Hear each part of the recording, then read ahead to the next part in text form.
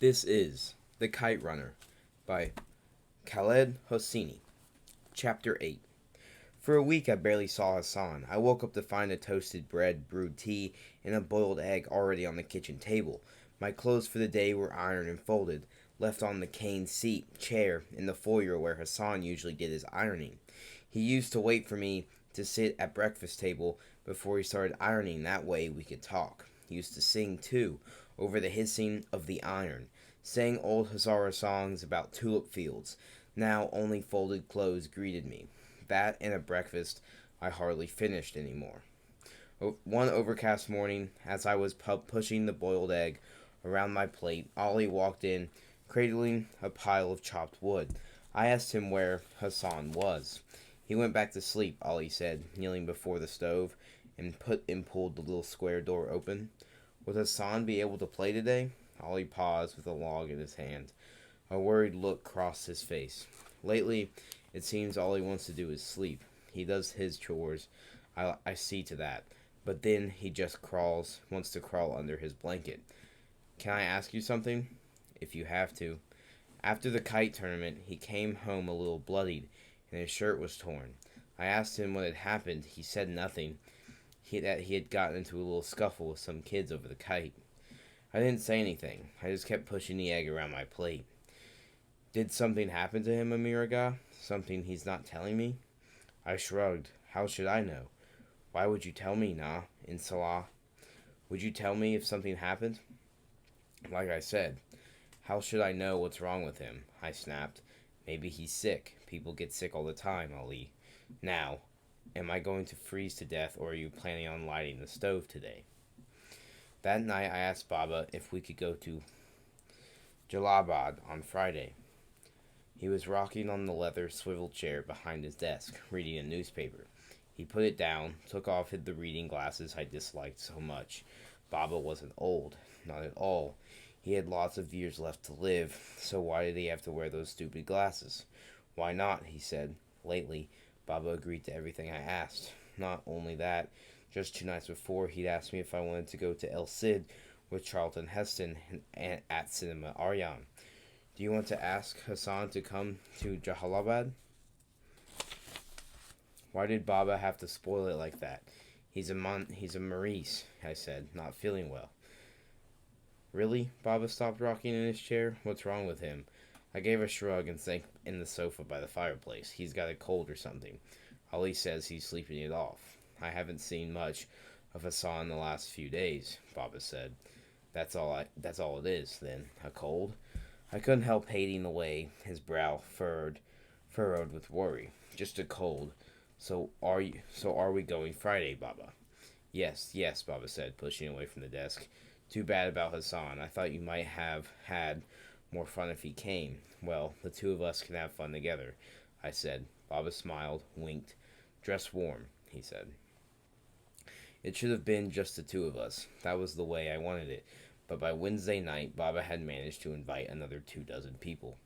He called his cousin, Hamoyan. He was actually Baba's second cousin, and he mentioned he was going to Jalabad on Friday. And Hamoyan, who had studied engineering in France, had a house in Jalabad, and said he'd love to have everyone over. He'd bring the kids, his 2 wives, and while he was at it, cousin Shafika and her family were visiting from Herat. Maybe she'd like to tag along. And since she was staying with cousin Nadir in Kabul, his family would have to be invited as well, even though Hamayan and Nadir and Nader had a bit of feud going. And if Nader was invited, surely his brother Farik had to be asked too, or his feelings would be hurt, and he might not invite them to his daughter's wedding next month. And we filled 3 vans. I rode with Baba, Rahim Khan, Kaka, Hamoyan. Baba had taught me at a young age to call any other man Kaka, any older male Kaka or uncle, and any older female Kahala or aunt. Kaka Hamayan's 2 wives rode with us too. The pinch-faced older one with the warts on her hands, and the younger one who always smelled of perfume and danced with her eyes closed. As did Kaka Hamayan's twin girls. I sat back in the back row, car-sick and dizzy, sandwiched between the 7-year-old twins who kept reaching over my lap to slap at each other. The road to Jalabad is a 2-hour trek through mountain roads winding along a steep drop. My stomach lurched with each harping turn. Everyone in the van was talking loudly and at the same time nearly shrieking, which is how Afghans talk. I asked one of the twins, Frazilla or Kamerma. I could never tell which was which if she'd trade her window seat with me so I get fresh air on the account of my car sickness. She stuck her tongue out and said no. I told her that this was fine, that was fine, but I couldn't be held accountable for vomiting on her new dress. A minute later, I was leaning out the window. I watched the crater road rise and fall, whirl its tail around the mountainside, counted the multicolored trucks packed with squatting men lumbering past. I tried closing my eyes, letting the wind slap at my cheeks. I opened my mouth to swallow the clean air. I still didn't feel better. A finger poked me in the side. It was Terzilla/Kamira. What? I said. I was just telling everyone about the tournament, Baba said from behind the wheel. Kaka, Hamoyan, and his wives were smiling at me from the middle row of seats.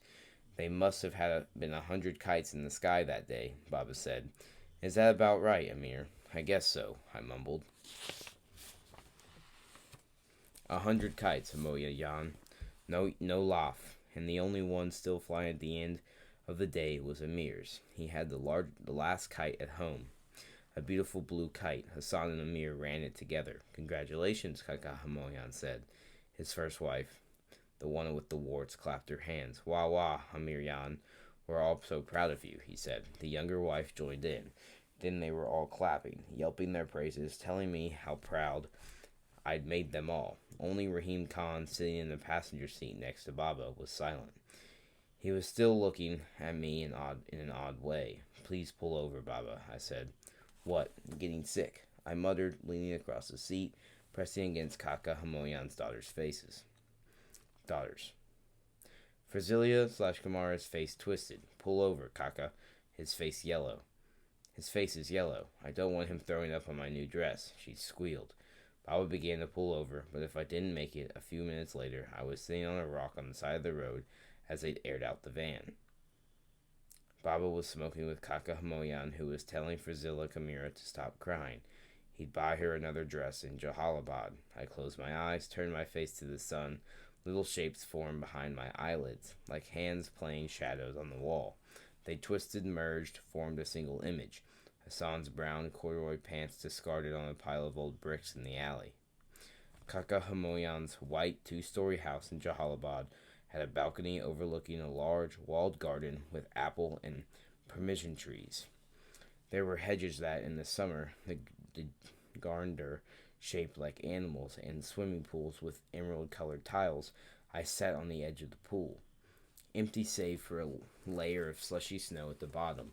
Feet dangling in, Kaka Hamoyan's kids were playing hide-and-seek at the other end of the yard, and the women were cooking, and I could smell onions frying already. I could hear the piss-piss of a pressure cooker, music, laughter.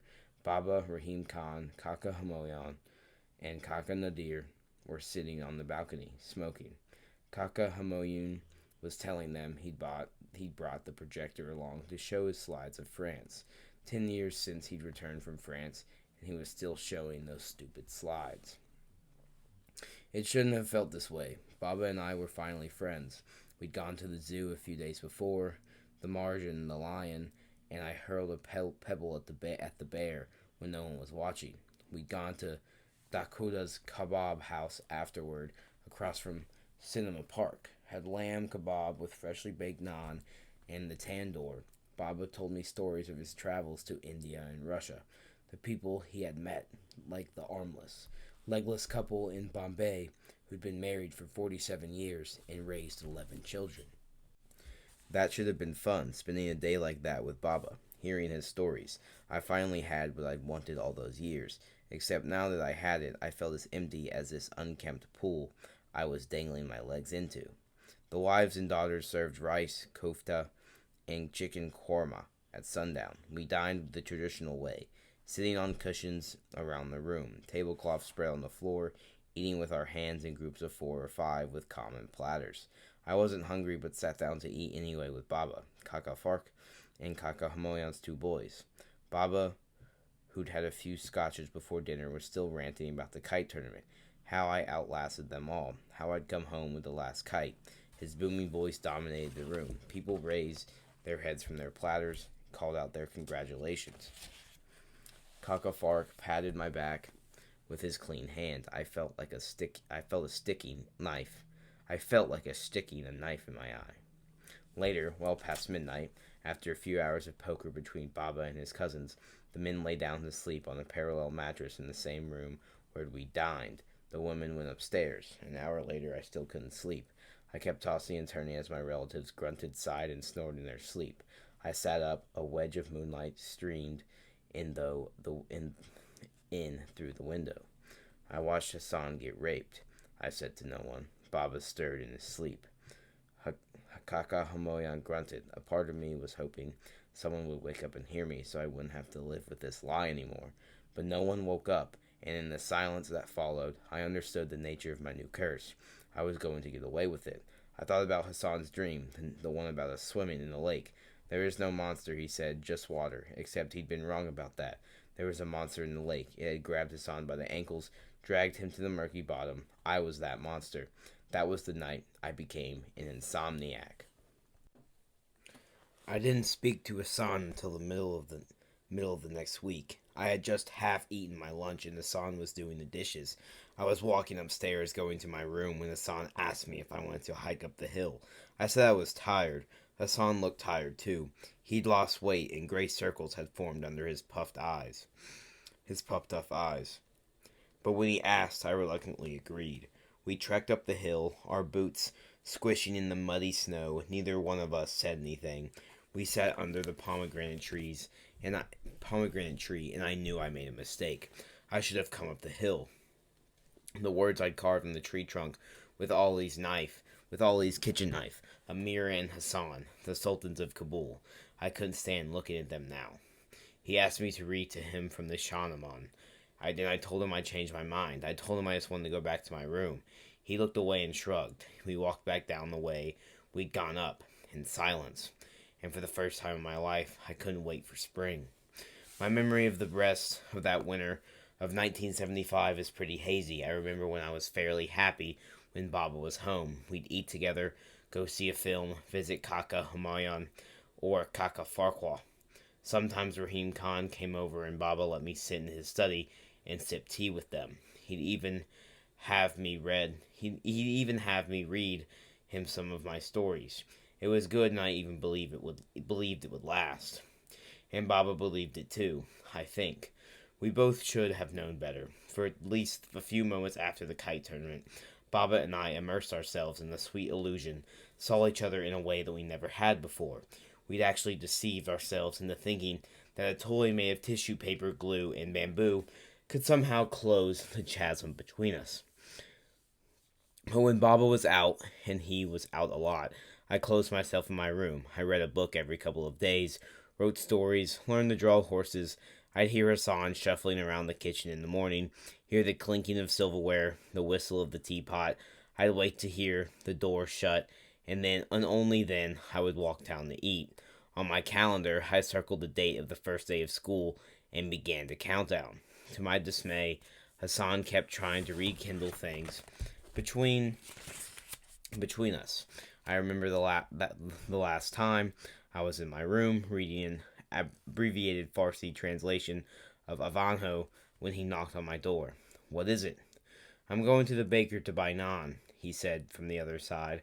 "I was wondering if you wanted to come along." "I think I'm just going to read," I said, rubbing my temples. Lately, every time Hassan was around, I was getting a headache. "It's a sunny day," he said. "I can see that. Might be fun to go for a walk." "You go." "I wish you'd come along," he said, paused. Something thumped against the door, maybe his forehead. "I don't know what I've done. Amiraga, I wish you'd tell me. I don't know why we don't play anymore." "You haven't done anything, Hassan. Just go." "You can tell me. I'll stop doing it." I buried my head in my lap, squeezed my temples with my knees, like a vice. "I'll tell you what I want you to stop doing," I said, eyes pressed shut. "Anything. I want you to stop harassing me. I want you to go away. I snapped. I wished he would give it right back to me, break the door open and tell me off. It would have made things easier, better. But he didn't do anything like that. When I opened the door minutes later, he wasn't there. I fell on my bed, buried my head under the pillow, and cried. Hassan milled about the periphery of my life after that day. After that, I made sure our paths crossed as little as possible. Planned my day that way because when he was around, the oxygen seeped out of the room. My chest tightened, and I couldn't draw enough air. I'd stand there gasping in my own little airless bubble of atmosphere. But even when he wasn't around, he was. He was there in the hand washed and iron clothes of the cane seat chair, in the warm slippers left outside my door, in the wood already burning in the stove when I came down for breakfast. Everywhere I turned, I saw signs of his loyalty, his goddamn unwavering loyalty. Early that spring, a few days before the new school year started, Baba and I were planting tulips in the garden. Most of the snow had melted, and the hills in the north were already dotted with patches of green grass. It was a cool gray morning, and Baba was squatting next to me, digging the soil and planting the bulbs. I handed to him. He was telling me how most people thought it was better to plant tulips in the fall, and how that wasn't true. When I came right out and said it, Baba, have you ever thought about getting new servants? He dropped the tulip bulb and buried the trowel in the dirt. He took off his gardening gloves. I startled him. Gee, what did you say? I was just wondering, that's all. Why would I ever want to do that? Baba said croughtly. I wouldn't, I guess. It was just a question, I said, my voice fading to a murmur. I was already sorry I'd said it. This is about you and Hassan. I know there's something going on between you two. But whatever it is, you have to deal with it, not me. I'm staying out of it. I'm sorry, Baba. He put on his gloves again. I grew up with Ali, he said through clenched teeth. My father took him in. He loved Ali like his own son. 40 years Ali's been my family. 40 goddamn years. And you think I'm just going to throw him out? He turned to me now, his face red as a tulip. I've never laid a hand on you, Amir, but you ever say that again. He looked away, shaking his head. You bring me shame. And Hassan's not going anywhere. Do you understand? I looked down and picked up a fistful of cool soil. Let me pour it between my fingers. I said, do you understand? Baba roared. I flinched. Yes, Baba. Hassan's not going anywhere, Baba snapped. He dug a new hole with a trowel, sticking the dirt harder than he had to. He's staying right here with us, where he belongs. This is his home, and we're his family. Don't you ever ask me that question again. I won't, Baba. I'm sorry. We planted the rest of the tulips in silence. I was relieved when school started in that next week. Students with new notebooks and sharpened pencils in hand ambled about the courtyard, kicking up dust, chatting in groups, waiting for the glass captain's whistles. Baba drove down the dirt lane that led to the entrance. The school was an old two-story building with broken windows and dim cobblestone hallways, patches of its original dull yellow paint still showing between sawing chunks of plaster. Most of the boys walked to school, and Baba's black Mustang drew more than one envious look. I should have been beaming with pride when he dropped me off. The old me would have. But I could muster a mild form of embarrassment. That was an emptiness. Baba drove away without saying goodbye. I bypassed the customary comparing of kite fighting scars and stood in line. The bell rang and we marched to our assigned class. Filled in pairs. I sat in the back row. As the Farsi teacher handed out our textbooks, I prayed for a heavy load of homework. School gave me an excuse to stay in my room for long hours, and for a while it took my mind off what happened that winter, what I had let happen. For a few weeks, I preoccupied myself with gravity and momentum, atoms and cells, the Anglo-Afghan wars, instead of thinking about Hassan and what happened to him. But always my mind returned to the alley, to Hassan's brown corduroy pants lying on the bricks, to the droplets of blood staining the snow dark red, almost black. One sluggish, hazy afternoon early that summer, I asked Hassan to go up the hill with me. I told him I wanted to read him a new story I'd written. He was hanging clothes to dry in the yard, and I saw his eagerness in the harried way he'd finished the job. We climbed the hill, making small talk. He asked about school, what I was learning, and I talked about my teachers, especially the mean math teacher who punished talkative students by sticking a metal rod between their fingers and then squeezing them together. Hassan winced at that and said he'd hoped I'd never have to experience it. I said I'd been lucky so far, knowing that luck had nothing to do with it, and I'd done my share of talking in class too. But my father was rich and everyone knew him, so I was spared the metal rod treatment. We sat against the low cemetery wall under the shade thrown by the pomegranate tree. In another month or two, crops of scorched yellow weeds would blanket the hillside, but that year the spring showers had lasted longer than usual, nudging their way into early summer, and the grass was still green, peppered with tangles of wild flowers. Below us, Wazir Akbar Khan's white-walled, flat-topped houses gleamed in the sunshine, the laundry hanging on the clotheslines in their yards, stirred by the breeze to dance like butterflies. We had picked a dozen pomegranates from the tree. I unfolded the story I brought along, turned to the first page, and then put it down. I stood up and picked up an overripe pomegranate that had fallen to the ground. What would you do if I hit you with this? I said, tossing the fruit up and down. Hassan smiled, wilted. He looked older than I remembered. No, not older, old. Was that possible? Lines had etched into his tanned face, and creases framed his eyes. His mouth, I might as well have taken a knife and carved into those lines myself. What would you do? I repeated. The color fell from his face. Next to him, the stapled pages of the story I promised to read him fluttered in the breeze. I hurled the pomegranate at him. It struck him in the chest, exploded in a spray of red pulp. Hassan's cry was pregnant with surprise and pain. Hit me back, I snapped. Hassan looked for the strain on his chest to me. Get up. Hit me, I said. Hassan did get up, but he just stood there, looking dazed like a man dragged into the ocean by a riptide wind. Just a moment ago, he was enjoying a nice stroll on the beach. I hit him with another pomegranate, in the shoulder this time. The juice splattered his face. Hit me back, I spat. Hit me back, goddamn you. I wish he would. He wished he'd give me the punishment I craved. So maybe I finally sleep at night. Maybe then things could return to how they used to be between us. But Hassan did nothing. As I pelted him again and again, "You're a coward," I said. "Nothing but a goddamn coward." I don't know how many times I hit him. All I know is that when I stopped, exhausted and panting, Hassan was smeared in red, like he'd been shot by a firing squad. I fell to my knees, tired, spent, frustrated. Then Hassan did pick up a pomegranate. He walked toward me. He opened it, crushed it against his own forehead.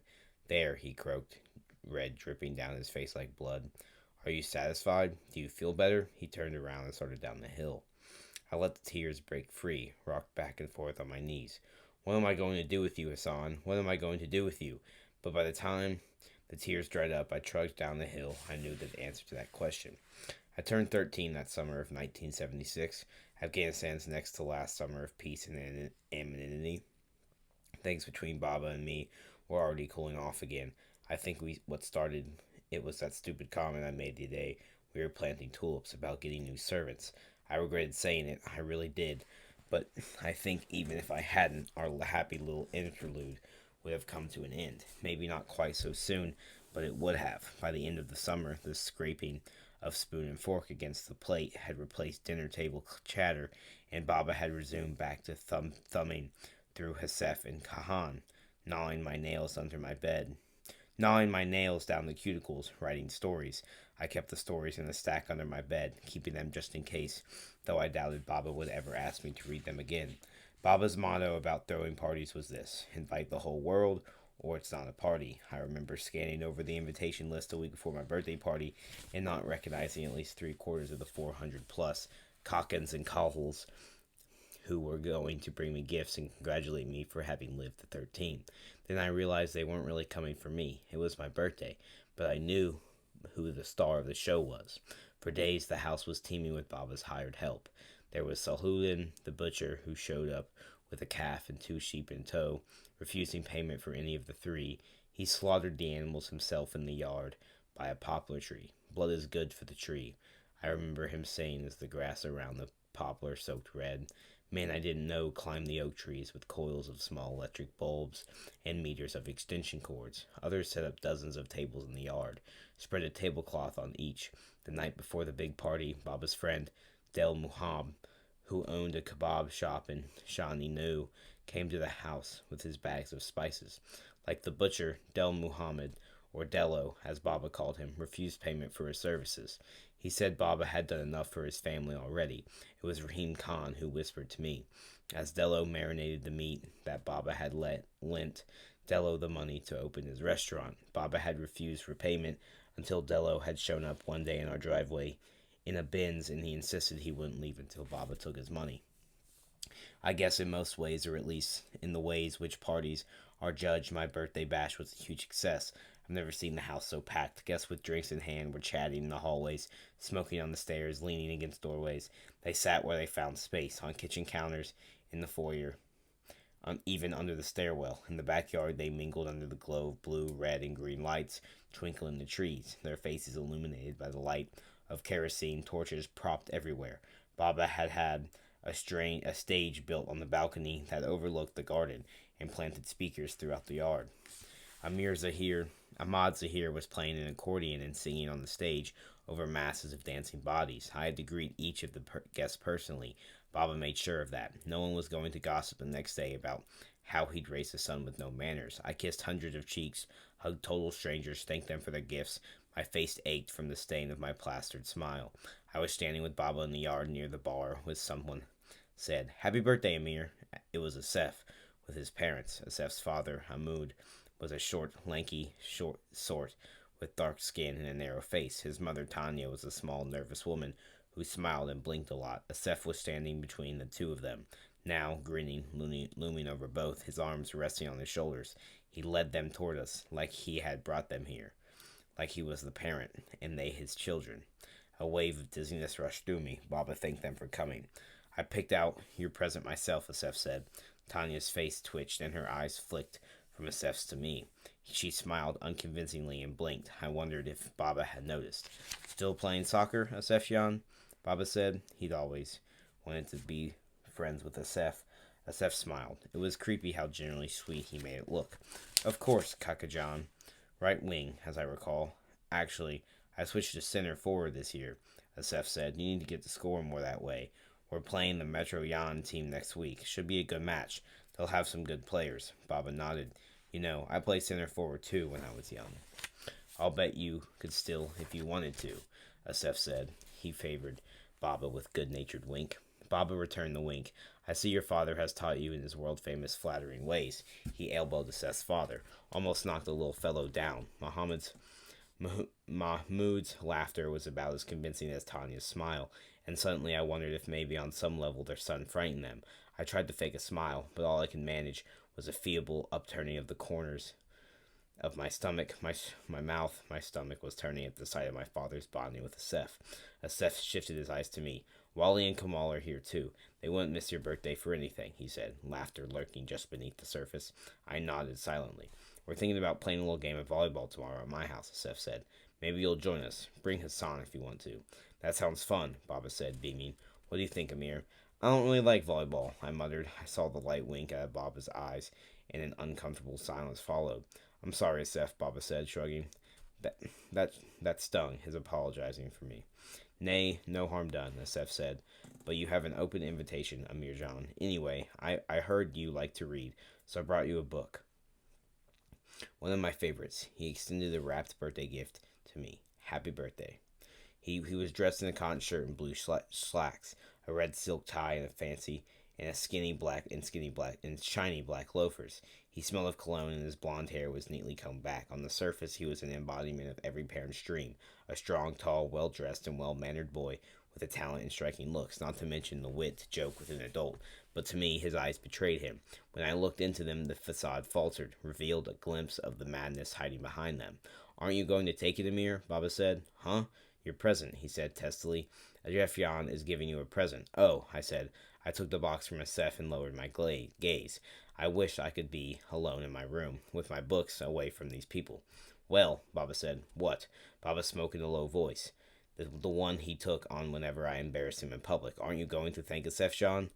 That was very considerate of him. I wish Baba would stop calling him that. How often did he call me a Miryan?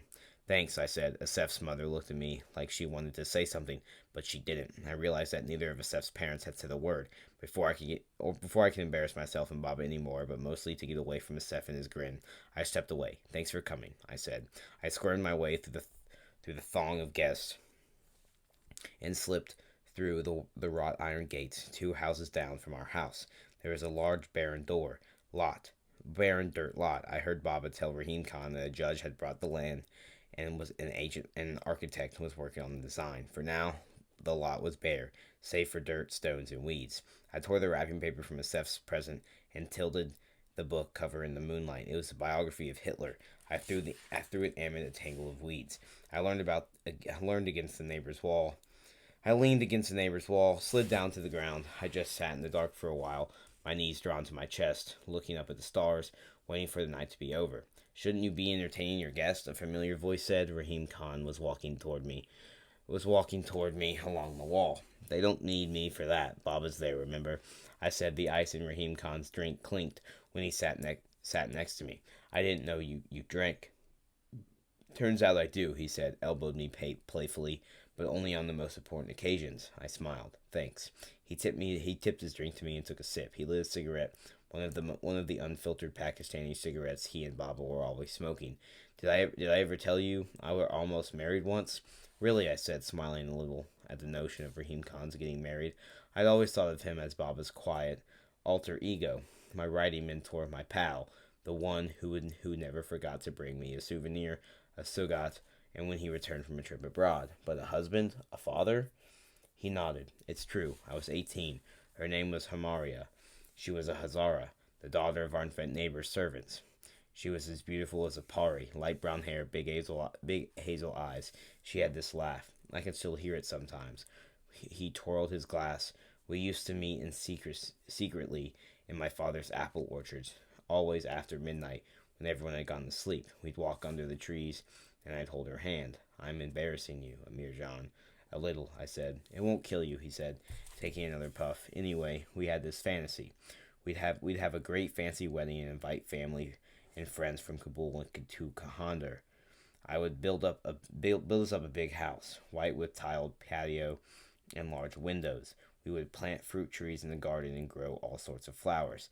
Have a lawn for our kids to play on. On Fridays after Noms at the mosque, everyone would get together at our house for lunch, and we'd eat in the garden under cherry trees, drink fresh water from the well, then tea with candy as we watched our kids play with their cousins. He took a long gulp of his scotch, coughed. You should have seen the look on my father's face when I told him. My mother actually fainted. My sister splashed her face with water. They fanned her and looked at me as if I had slit her throat. My brother Jahal actually went to fetch his hunting rifle before my father stopped it. Rahim Khan barked a bit of bitter laughter. It was Hamara and me against the world. And I'll tell you this, Amir Jan, in the end, the world always wins. That's just the way of things. So what happened? That same day, my father put Hamara and her family on lorry and sent them off to Hazrat. I never saw her again. I'm sorry, I said. Probably for the best, though, Rahim Khan said, shrugging. She would have suffered. My family would have never accepted her as an equal. You don't order someone to polish your shoes one day and call them sister the next. He looked at me, You can tell me anything you want, Amir Jan, any time. I know, I said uncertainly. He looked at me for a long time, like he was waiting, his black, bottomless eyes hinting at an unspoken secret between us. For a moment, I almost did tell him, almost told him everything. But then, what would he think of me? He'd hate me, and rightfully. Here, he handed me something. I almost forgot. Happy birthday. It was a brown leather-bound notebook. I traced my fingers along the gold-colored stitching on the borders. I smelled the leather. For your stories, he said. I was going to thank him when something exploded and bursts of fire lit up the sky. Fireworks! We hurried back to the house and found the guests all standing in the yard, looking up to the sky. Kids hooted and screamed with each crackle and whoosh. People cheered, burst into applause each time flares sizzled and exploded in the bouquets of fire. Every few seconds the backyard lit up in the sudden flashes of red, green, and yellow. In one of those brief bursts of light, I saw something I'll never forget. Hassan serving drinks to Asef and Wally from a silver platter. The night winked out. A hiss and a crackle, then another flicker of orange light. Hasef grinning, kneading Hassan in the chest with a knuckle. Then, mercifully, darkness.